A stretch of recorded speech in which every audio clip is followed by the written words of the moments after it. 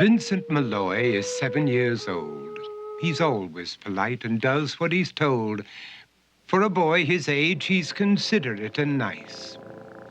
But he wants to be just like Vincent Price.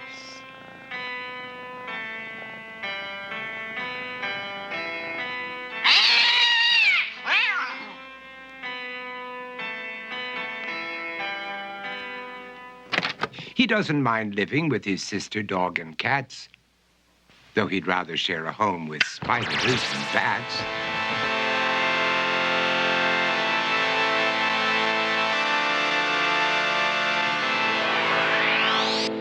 There he could reflect on the horrors he's invented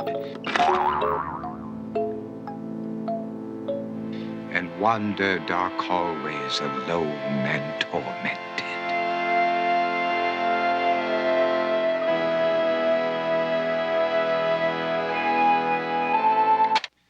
Vincent is nice when his aunt comes to see him, but imagines dipping her in wax for his wax museum.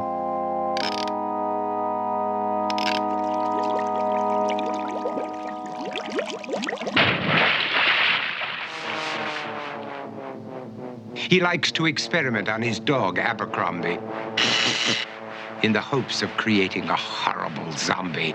So he and his horrible zombie dog could go searching for victims in the London fog. His thoughts, though, aren't only of ghoulish crime. He likes to paint and read to pass some of the time. While other kids read books like Go, Jane, Go, Vincent's favorite author is Edgar Allan Poe.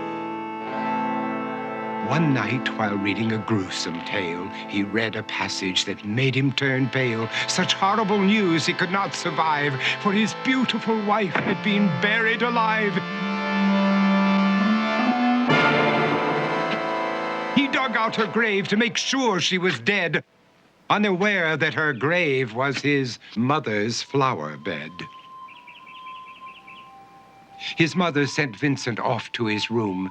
He knew he'd been banished to the Tower of Doom, where he was sentenced to spend the rest of his life alone with the portrait of his beautiful wife. While alone and insane, encased in his tomb, Vincent's mother burst suddenly into the room. She said, "If you want to, you can go out and play. It's sunny outside and a beautiful day."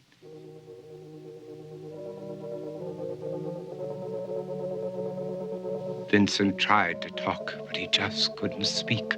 The years of isolation had made him quite weak.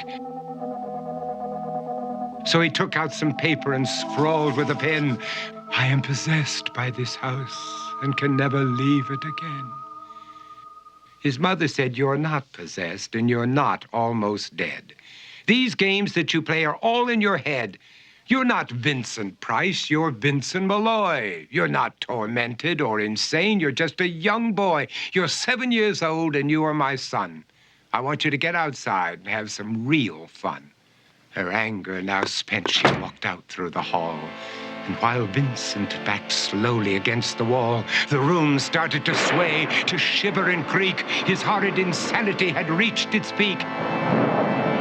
He saw Abercrombie, his zombie slave, and heard his wife call from beyond the grave. She spoke from her coffin and made ghoulish demands, while through cracking walls reached skeleton hands. Every horror in his life that had crept through his dreams swept his mad laughter to terrified screams.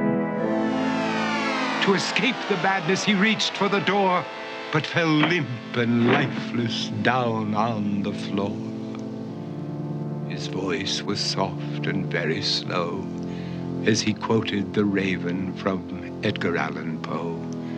"And my soul from out that shadow that lies floating on the floor shall be lifted nevermore."